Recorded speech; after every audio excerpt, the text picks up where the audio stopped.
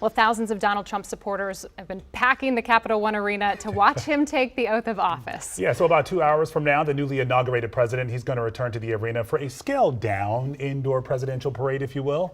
As that goes, right? Our Matt Gregory joins us live from inside the Capital One Arena, where people lined up before sunrise, spent the night in the cold to get this seat, this front row seat to history. So Matt, give us a feel of what's going on inside. And I know we'd love to hear how people were reacting as they were watching the president take the oath and all of the pomp and circumstance there. So let's talk about sort of the atmosphere here, right? It's very festive. I mean, it's very fitting, right, for the Capital One Arena, a place where we see sporting events all the time, people cheering and booing for teams, and you saw a lot of that today.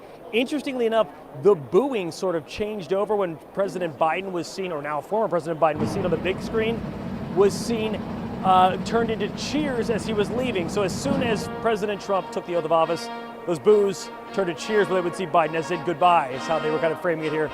Many supporters here, and you can hear the music piping in right now. We're going to give you a taste of sort of what's happening right now, because this is a scaled down parade that we're not really sure what to expect a lot of, but you can see right here we have a military band playing, drums in the front.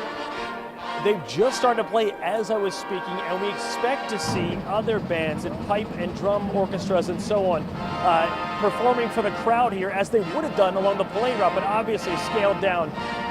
Maybe only about 20 to 30 acts are supposed to come through musically, but we're not quite sure. You see that's sort of the announcement, almost like a fanfare welcome. Now, if you can pop up, Tom, and show them, ask my photographer to move up. There's a desk just above that right there. You can see it. And now on the desk, you can see there's a presidential seal. There wasn't 2 hours ago. If you heard President Trump talking about all of those executive orders he plans to fulfill, we sort of are led to believe he will do them from right there. That's what we think will happen. He will give a speech. He will do that all with the pomp and circumstance you're hearing right now, and different bands coming through from across the country, marching bands and fife and drum bands. Now, I want to also take you to earlier, if we can show you some video of earlier, of sort of everything that was going on during that time. We were, getting all sorts of different clips of people cheering. You can see they would cheer whenever the president or one of his sort of members of his future cabinet came on the screen. The largest cheers, obviously, for Donald Trump. And, to your point, Leslie and Lorenzo, you're saying people were out in the cold all night, they stayed up all night. I can promise you, folks I spoke to not only stayed up all night, they were out before 3 a.m., they were around midnight getting in line, almost 2 a.m. in some capacities, and that was the only way they say they were able to get a seat here at Capital One Arena tonight. Take a listen. We did come up from Alabama, and it took us 10 and a half hours to get here. Bedford, Virginia. Bedford? Oh, you're not far. No, about 4 hours. These people outside, how did you get to be inside? Are there tickets? Like, or just get up early? Well, got up, we didn't go to bed. We got here about 2:30 in the morning. Did you sleep? Like, what was it like in the last 24 hours? Just a normal day in paradise for me. We actually oscillated back and forth whether we should go because of the changing the, I thought, well, how much fun is it going to be if we can't actually be on the grounds? Because we did finally get tickets to the grandstand, and then, that went away. And then we thought, well, we're going to go anyway. But this is great. We're really enjoying the Megatron and the people and everything. This is much nicer than I thought it was going to turn out to be. I come to see the GOAT himself, so he's the one we come for. What do you think that desk is for over there? The deck? The desk. Do you see the desk on the stage? Oh, I hadn't seen it until you just pointed it out. All executive orders.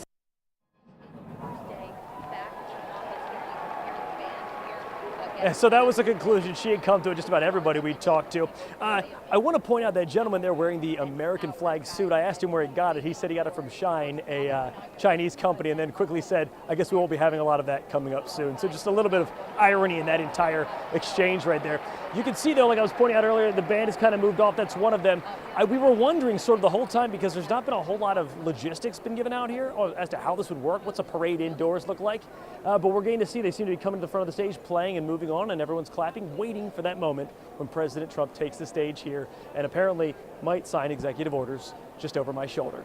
Inside Capital One, Matt Gregory, back to you guys back in the studio. Yeah, so Matt, hey, let's talk about seating really quickly. Who gets what, who goes where? Obviously, there's a big difference between being on the floor there at Capital One Arena and those who may be in the 400 section. How were folks seated? I cannot hear you. One of the producers is holding a finger on the button that kind of goes into my ear. Can you hear us now, Matt?